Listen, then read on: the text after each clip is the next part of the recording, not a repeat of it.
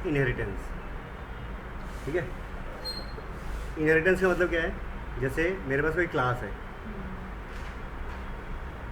कोई भी क्लास है ए के नाम से, डेटा मेंबर एक्स है। एक और क्लास है बी के नाम से, उसके अंदर भी डेटा मेंबर एक्स है। ठीक है, अब ए क्लास और बी क्लास दोनों के डेटा मेंबर क्या है, सेम है। अब सेम है तो अब इसमें होता क्या है कि आप पहले, अब एक तरीके से क्या है कि आपके पास क्या है, कोड रीराइट हो रहे हैं। क्या हो रहे हैं, कोड रीराइट हो रहे हैं। एक्स की दोबारा ज़रूरत थी, दोबारा लिख दिया आपने। ठीक है। ठीक है, एक कॉन्सेप्ट है कोड रीयूज़ का, कोड रीयूज़ का। दोनों एक्स पे ऑपरेशन तो डिफरेंट लगेंगे, बस यूज हो रहा है। हाँ, यूज़ हो रहा है। ठीक है। कोड रीयूज़ का, रीयूज़ में क्या किया, अब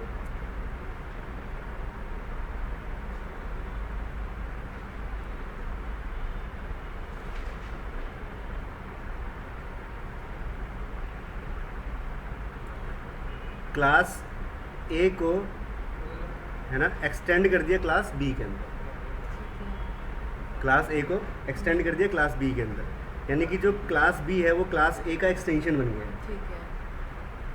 ठीक है, जब क्लास बी क्लास ए का एक्सटेंशन बन जाएगा, यानी कि क्लास बी ने जब क्लास ए को इनहेरिट कर लिया, एक्सटेंड कर लिया, इसका मतलब है जो क्लास ए है ना उसकी जो भी चीज़ें हैं वो क्लास बी की बन गई है। ठीक है, तो जैसे हम लिख सकते हैं क्लास ए हमने डिफाइन कर दी पूरी, फिर हमने क्लास बंद भी करी, हमने उसके अंदर लिख दिया क्लास बी। हाँ वो तो हाँ इनर क्लास है, वो नहीं एरर नहीं है। ठीक है, इनहेरिटेंस हो जाएगी। नहीं वो नहीं है, वो सिर्फ क्लास को नेस्ट कर रहे हैं किसी दूसरी क्लास में। ठीक है।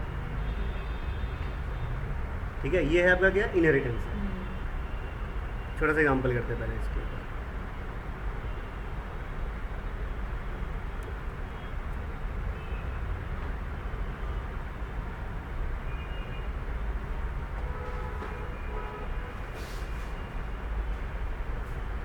क्लास ए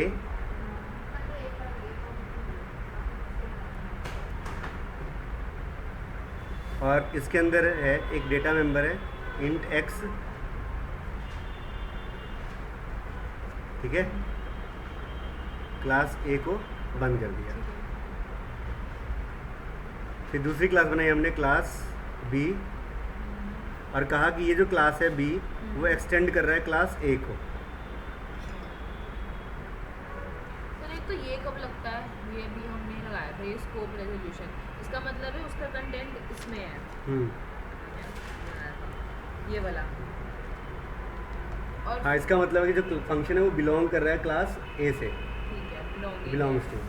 और ये जो सिंगल वाला होता है, ठीक है, वो है आपका इनहेरिटेंस के लिए यूज़ कर रहे हैं हम। ठीक है। ठीक है, अब यहाँ पे क्या होगा जी, जो क्लास ए है ना वो क्लास बी के अंदर इनहेरिट हो गया है। ठीक है। ठीक है, क्लास बी ने क्लास ए को इनहेरिट कर लिया है। ठीक है। ये है, यहाँ पे क्या होगा जी, जो क्लास ए है उसको हम बोल सकते हैं पेरेंट, और जो क्लास बी है इसको हम बोल सकते हैं चाइल्ड। क्लास ए है इसको बोलते हैं सुपर, क्लास बी है सुपर के बेस पे इसको बोल सकते हैं सब। ठीक है। क्लास ए है इसको हम बोल सकते हैं बेस, जब इसको मैं बेस बोलूँगा तो इसको बोलूँगा डिराइव्ड। तो क्लास बी ने क्लास ए को डिराइव किया हुआ है। ठीक है, यानी डिराइव्ड क्लास है बी। डिराइव्ड क्लास का मतलब है कि मेन तो ए है, और तो ए बिल्कुल, है, अगर मैं ए को कंटेंट बी में आ ठीक है।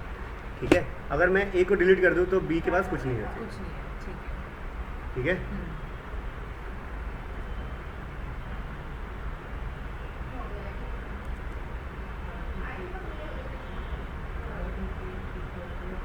ये हम यहाँ बंद कर देते हैं।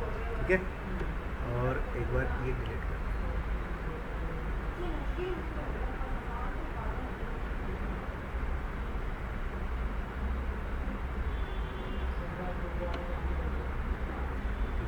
क्लास बी के अंदर भी इंडेक्स है। हाँ अब मैं लिखता हूँ यहाँ पे इंट मेन। सर ने बंद भी कर दिया। हाँ, इसको बंद कर देते हैं। ठीक है,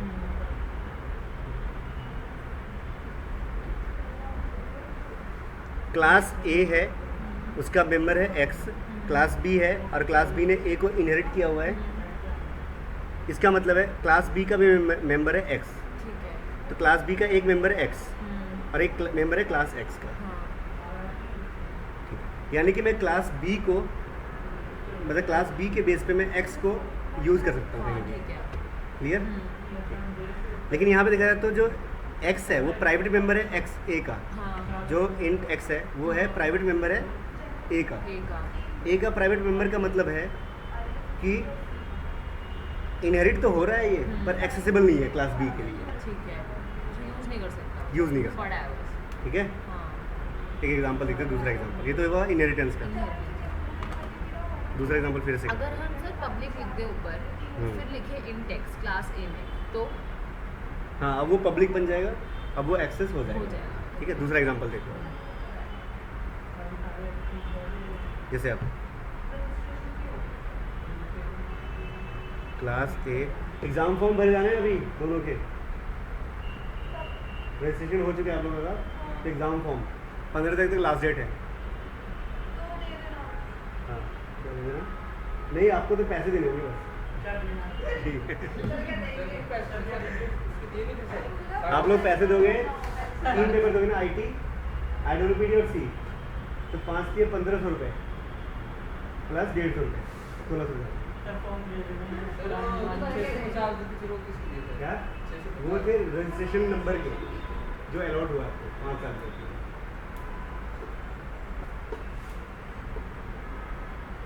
ठीक है, क्लास ए इसके अंदर लिया इंट एक्स,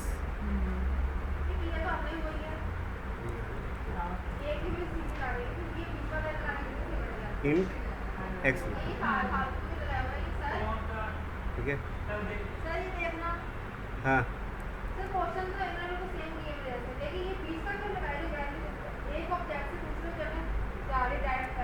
हम्म,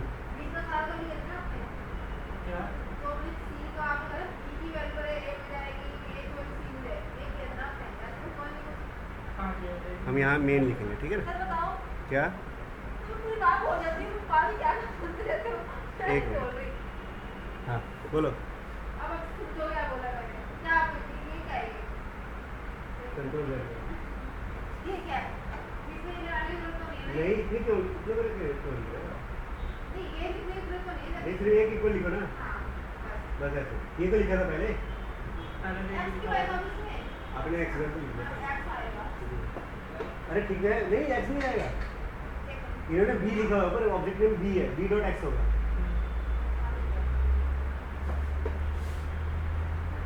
अब सपोज करते हैं, इसका मतलब है जो क्लास ए का मेंबर है ना एक्स, अब क्लास बी का भी मेंबर बन चुका है। ठीक है। ठीक है, और क्लास बी के अंदर एक फंक्शन लेते हैं,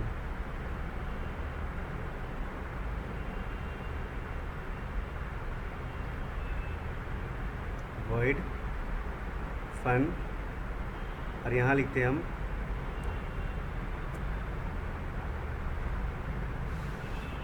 सी आउट, ऐसा करते हैं,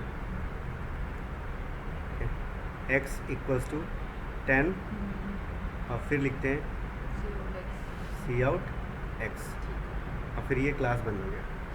ठीक है, और इस फन फंक्शन को हम लिखते हैं पब्लिक में। ठीक है। ठीक है, पब्लिक। पब्लिक लिखने का मतलब है कि हम यहाँ पे लिख सकते हैं बी का ऑब्जेक्ट B1 है ना, बी और फिर बी डॉट फन। ठीक है, अब जब लिखेंगे हम यहाँ पे, अब जैसे यहाँ पे पहली बात, पहला सिनेरियो, क्लास ए के अंदर जो एक्स मेंबर है वो प्राइवेट है। प्राइवेट है, इसका मतलब है कि ये यहाँ पे एक्सेसिबल नहीं है, ये अभी एरर शो करेगा। उसका मांगेगा वो डाटा टाइप। ठीक है, वो कहेगा कि ये वेरिएबल अनडिक्लेयर्ड है, या अगर इसको पता चल गया कि अच्छा ये अनडिक्लेयर्ड नहीं बताएगा क्योंकि इसको पता है कि ये जो एक्स है वो मेरे पेरेंट का मेंबर है, ठीक है, तो वो क्या कहेगा कि इनएक्सेसिबल का एरर शो करेगा। ठीक है। क्लियर? हम चाहते हैं कि एक्स यहाँ एक्सेसिबल हो, तो हम बनाएंगे इसको पब्लिक। ठीक है, या फिर प्रोटेक्टेड। हाँ ठीक है। क्यों? अगर पब्लिक करेंगे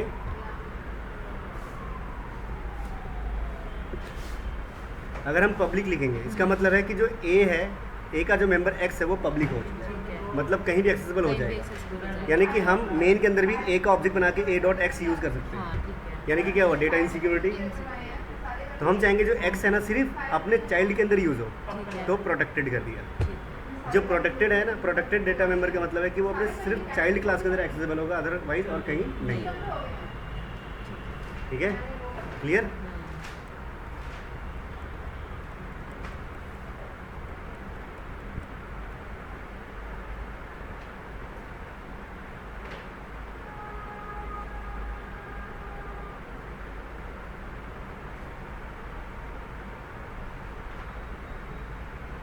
ठीक है, अब लिख दिया जी यहाँ पे, क्लियर। अब ये वैलिड है, अब कोई एरर नहीं है, हो गया। दूसरा एग्जांपल और, यहाँ पे ना एक जगह छोड़ा हुआ है, हाँ सर यहाँ यहाँ पे, पे। ठीक है, क्लियर। दूसरे एग्जांपल में करते हैं इसको, एक और एग्जांपल लेते हैं। तो हमारी टीचर ने तो पता नहीं क्या पढ़ाया है इनहेरिटेंस में, बेकार बिल्कुल। शुरुआत में टाइप्स पढ़ा दिया होगा, सुनते ही हम उसकी समझ नहीं आता। नहीं सुना करो, ऐसा नहीं, ऐसा तो नहीं होता है। सर वो केमिस्ट्री भी पढ़ाती है, वो सी प्लस भी पढ़ाती है, पता नहीं उसकी किसने पीएचडी है, पता नहीं क्या पढ़ाती है। C++ और केमिस्ट्री दोनों पढ़ाते हैं, ठीक तो है। उसमें बायो थी उसके पास, वो ये प्रोग्रामिंग भी पढ़ा रही है, बीएमएस के बच्चों को भी पढ़ाती है, हाँ, मल्टी टैलेंटेड है। अरे होते हैं सब, अब कॉलेजेस में ना हर जगह रखना शुरू कर दिया ऐसे ही। वो ज़माना गया कि हिस्ट्री के टीचर सिर्फ हिस्ट्री पढ़ाएंगे जी। जुगाड़। हाँ, अब ठीक है ना, अब वो ज़माना गया, अब तो सब कुछ अलग से पढ़ाना टीचर आएंगे, उसको 1.5 लाख रुपए देने पड़ेंगे, हाँ। इसकी थोड़ी सी सैलरी बढ़ा दो तो बढ़ा देगी। बस।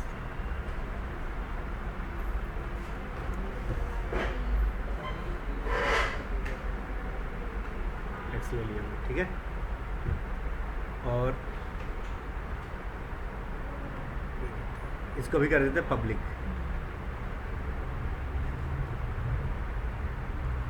तीसरी लेते हैं हम क्लास बी और यहाँ लिखते हैं ए, ठीक है, और एक मेन लेते हैं।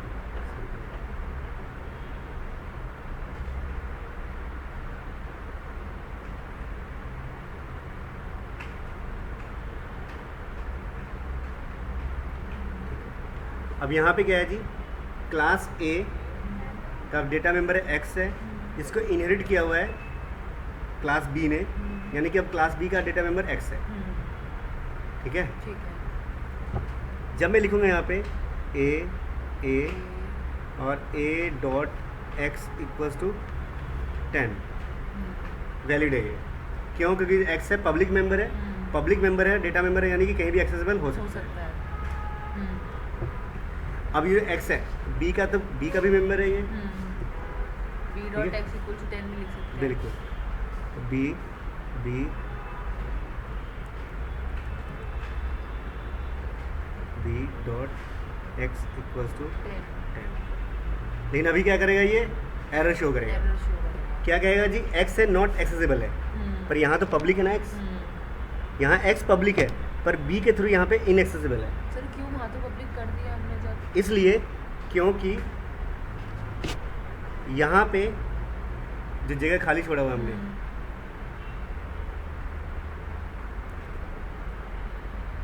ये आपका इनहेरिटेंस टाइप है।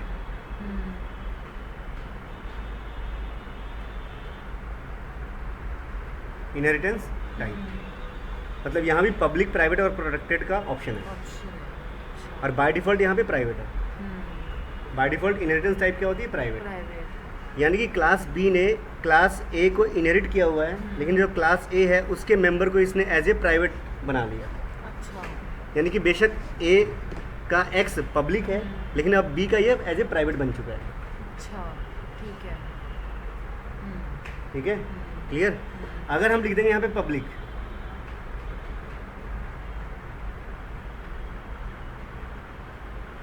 अब ये वैलिड है। सर फिर तो पिछले वाला एग्जाम्पल गलत हो गया। नहीं, प्रोटेक्टेड वाला। देखो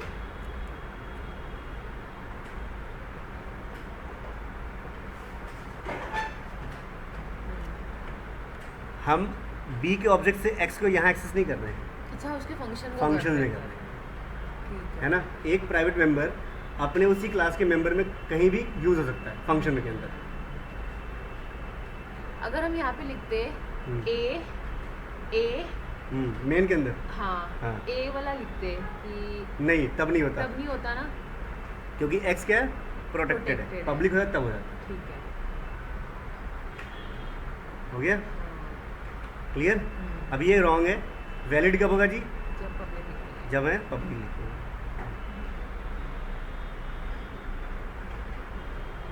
ठीक है, ये वैलिड कब होगा, जब यहाँ लिखा जाएगा पब्लिक। ठीक है, पब्लिक का मतलब है कि क्लास बी ने क्लास ए के डेटा मेंबर को एज ए पब्लिकली इनहेरिट किया हुआ है, Inherit करा हुआ है। लेकिन जो पब्लिक होंगे वो पब्लिक के रूप में बन जाएगा, हम्म। लेकिन जो प्राइवेट और प्रोटेक्टेड है वो क्लास बी के पब्लिक के रूप में कन्वर्ट नहीं होंगे। मतलब अब जो क्लास ए का पब्लिक है, अगर हम पब्लिक नहीं लिखेंगे तो क्लास बी का प्राइवेट होगा। हाँ, ठीक है। ठीक है। बट अगर वो क्लास बी का प्राइवेट भी है तो सर हम तो बी को कॉल कर रहे हैं, तो उसको तो आना चाहिए। नहीं, फिर से देखो देखो, क्लास ए का पब्लिक डेटा मेंबर हाँ। को क्लास बी ने इनहेरिट किया हुआ एज ए पब्लिकली, हाँ। यानी कि क्लास बी के अंदर क्लास ए का मेंबर एज ए पब्लिक बन चुका है, हाँ। पर जो पब्लिक मेंबर है वो एज ए पब्लिक बनेगा। अच्छा, हाँ ठीक है। मतलब हमेशा जो इनहेरिटेंस जो एक्सेसिबिलिटी है, मतलब जो मेंबर एक्सेसिबिलिटी है, वो हाई से लो में नहीं हो सकता, लो से हाई में हो सकता है। ठीक है।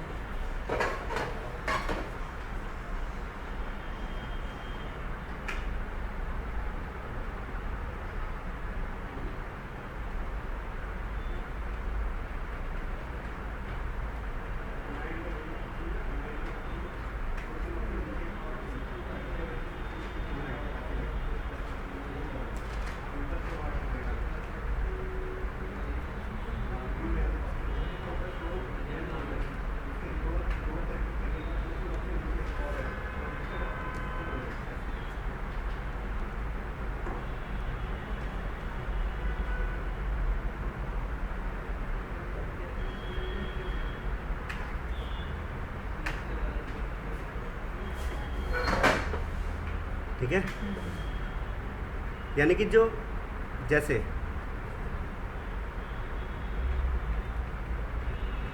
अब सर जैसे हम प्राइवेट लिखते थे और उसका कोई फंक्शन बनाते थे, वो हम किसी भी दूसरी उसमें कॉल करते थे, जैसे शो डाटा में कॉल कर लिया या उसमें कॉल कर लिया, तभी यहाँ पे इंड मेन में नहीं आ रहा ना, क्योंकि वो प्राइवेट है। प्राइवेट है, ना, इंट वही मेन logic के है ना। हाँ, इंट मेन में हम डायरेक्टली लिख नहीं सकते हाँ, डेटा इंड मेन में मेंबर। नहीं कॉल कर सकते नहीं थे कर directly, ठीक है। तो फंक्शन जैसा ही है, जिस फंक्शन को नहीं कॉल करते इंड मेन में, अगर वो प्राइवेट होता है तो हाँ। जैसे किसी पहले कॉल कर लेते हैं। जैसे कोई क्लास ए है, ठीक है, इसका प्राइवेट मेंबर है, इसका पब्लिक मेंबर है और इसका प्रोटेक्टेड मेंबर है, और इसको इनहेरिट किया है क्लास बी ने। एक और बनाते हैं, क्लास सी ने, एक और बनाते हैं क्लास डी में। अगर मान लेते हैं क्लास बी ने कहा कि मैं इनहेरिट कर रहा हूँ एज ए पब्लिक, ठीक है। इसका मतलब है जो क्लास बी क्लास ए का जो पब्लिक मेंबर है वो क्लास बी का पब्लिक मेंबर बन जाएगा, लेकिन जो प्राइवेट और प्रोटेक्टेड है वो वैसे Private रहेंगे, रहेंगे। है ना। क्लास बी के अंदर वो पब्लिक नहीं होगा। नहीं होंगे।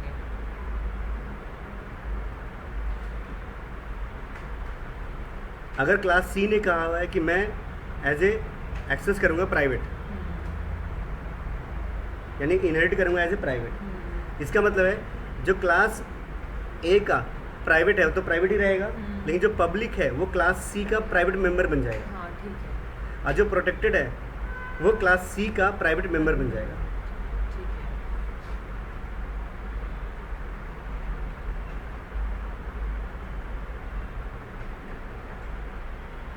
प्रोटेक्टेड।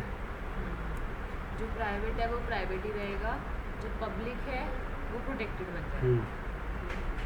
हाँ, जो पब्लिक है वो प्रोटेक्टेड बन जाएगा और जो प्रोटेक्टेड है वो प्रोटेक्टेड ही रहेगा। प्रोटेक्टेड ही रहेगा, ठीक है। ठीक है, ऐसे होते हैं इनहेरिटेंस टाइप।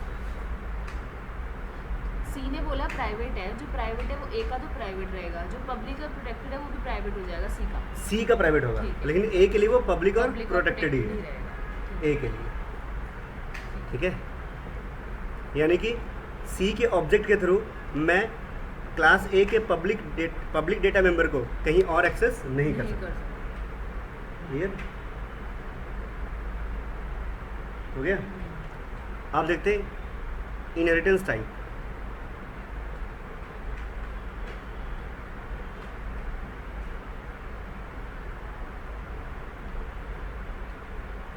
पहला है आपका सिंगल लेवल।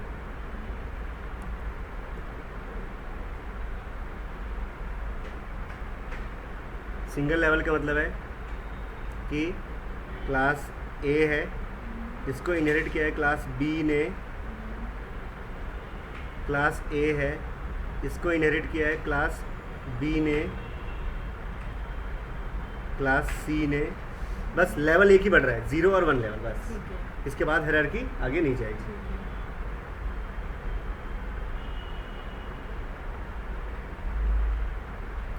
दूसरा है मल्टी लेवल। मल्टी लेवल का मतलब है क्लास ए, उसको इनहेरिट किया क्लास बी ने, उसको इनहेरिट किया क्लास सी ने, इसको इनहेरिट किया क्लास डी ने। अच्छा, एग्जाम्पल के अकॉर्डिंग जहाँ तक भी जा सकता है। ठीक है, यह है मल्टी लेवल इनहेरिटेंस है। ठीक है, ठीक है।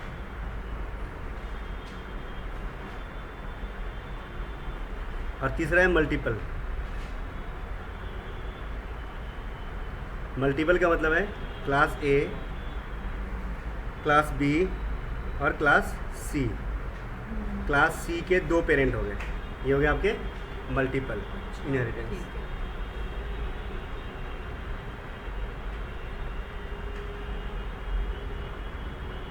ठीक है, चौथा है आपका एक है ट्री।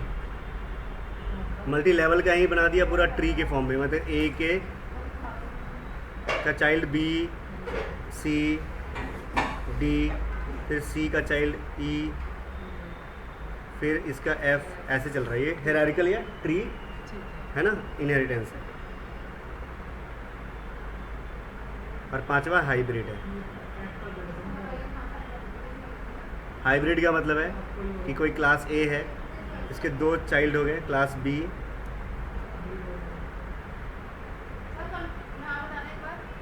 और क्लास सी, और इसका एक है डी।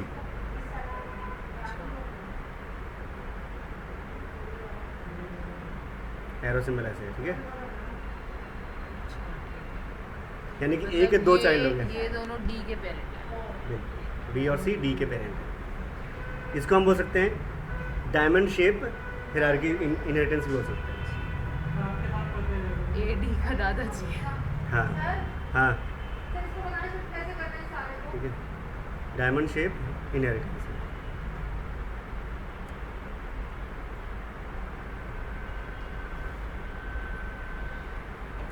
ठीक है, क्लियर। मेन तो ऐसा आपका कौन सा है, पहले 3 है, सिंगल लेवल, मल्टी लेवल और मल्टीपल। ठीक है, क्या हो गया?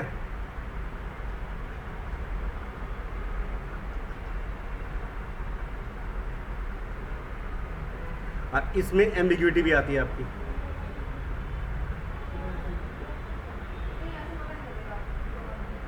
ठीक है, एम्बिग्यूटी भी है। ये क्या है? क्लियर, एम्बिग्यूटी मतलब कि कंफ्यूजन। अच्छा, हाँ। ठीक है, डी हमेशा कंफ्यूज रहेगा कि जैसे ए का कोई डेटा मेंबर है हाँ। या ए की जो प्रॉपर्टीज़ है वो बी के पास भी आ गई एक कॉपी और सी के पास सी भी के आ पास गई। भी आ गई एक अब कॉपी। डी अपने ए की कॉपी किससे लेगा, बी से लेगा या सी से लेगा, वो कंफ्यूज रहेगा। ठीक है, क्लियर। और इस एम्बिग्यूटी को रिमूव करने के लिए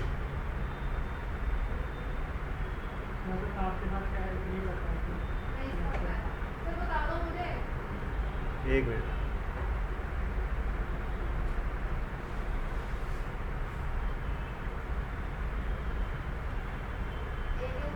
वर्चुअल बेस क्लास यूज, ठीक है, हम वर्चुअल बेस क्लास यूज करते हैं, ठीक है, क्लियर। तो ये तो है ना अलग से आगे टॉपिक। हाँ हाँ यार गुड हो गया।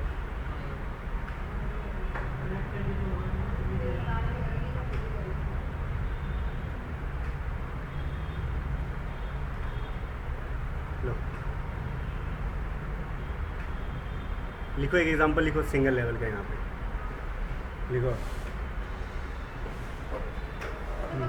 क्या